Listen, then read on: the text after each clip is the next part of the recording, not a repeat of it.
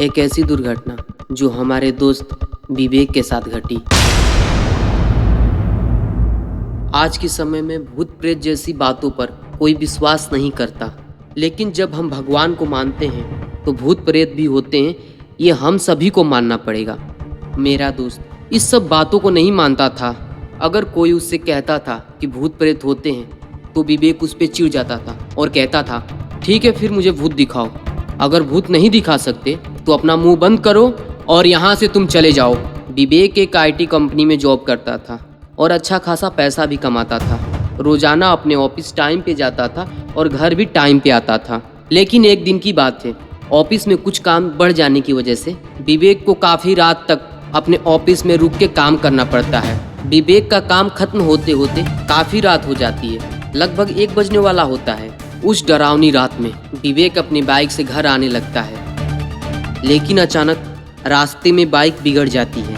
विवेक बहुत ज़्यादा परेशान हो जाता है। वो बाइक चालू करने की कोशिश करता है, लेकिन बाइक चालू नहीं होती है। बाइक ना चालू होने की वजह से विवेक बाइक को धक्का मार के घर ले जाने के लिए सोचता है। तभी वहाँ अचानक एक साधु आते हैं और वो विवेक से कहते हैं, क्या बेटा आधी रात को घर से बाहर घूम रहे हो? भूत प्रेत से तुमको डर नहीं लगता? लेकिन विवेक की आदत तो हम सभी लोग जानते हैं कि वो भूत प्रेत को नहीं मानता, इसलिए बाबा से वो बतरेस करने लगा और कहने लगा, बाबा एक बात बताओ, आपने कभी देखा है भूत को? हाँ, ये ढोंग दूसरे के साथ करना जो डर जाएंगे, हम डरने वालों में से नहीं हैं। और आप ये सोच रहे होंगे कि ये डर जाएगा और पैसा देगा तो आपको फूटी कौड़ी नहीं दूंगा, जाइए यहाँ से।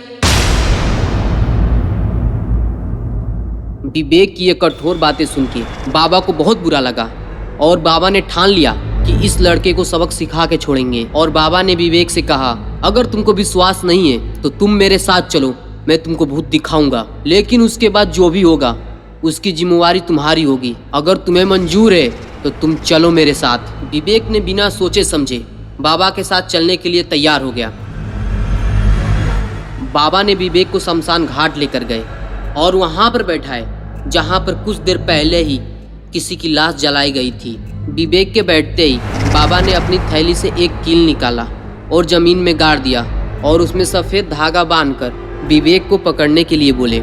लेकिन विवेक को अब डर लगने लगा था, लेकिन विवेक ने हिम्मत जुटाई और धागे को पकड़ा। फिर बाबा ने बोला, सुनो, जब तक मैं ना बोलूँ तुम इस धागे को छोड़ना नहीं तो तुम्हारे साथ कुछ भी हो सकता है, तुम्हारी जान भी जा सकती है। फिर बाबा ने मंत्र पढ़ा और अपनी थैली से बतासा निकाला और विवेक के चारों तरफ बतासा रख दिए और विवेक को बोले, तुम अपनी आंखें बंद करो, जब मैं तुमको बोलूं तो फिर अपनी आंखें तुम खोल लेना। विवेक ने अपनी आंखें बंद किया। कुछ देर बाद बाबा ने बोले, तुम अपनी आंखें खोल सकते हो।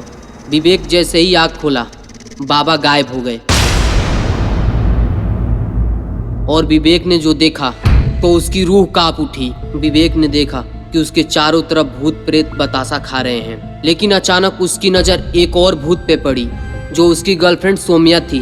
विवेक की गर्लफ्रेंड का कुछ दिन पहले ही रोड एक्सीडेंट में मौत हो चुका था। विवेक अपनी गर्लफ्रेंड को देख के इतना डर जाता है कि उसके हाथ से सफ़ेद धागा छूट जाता है।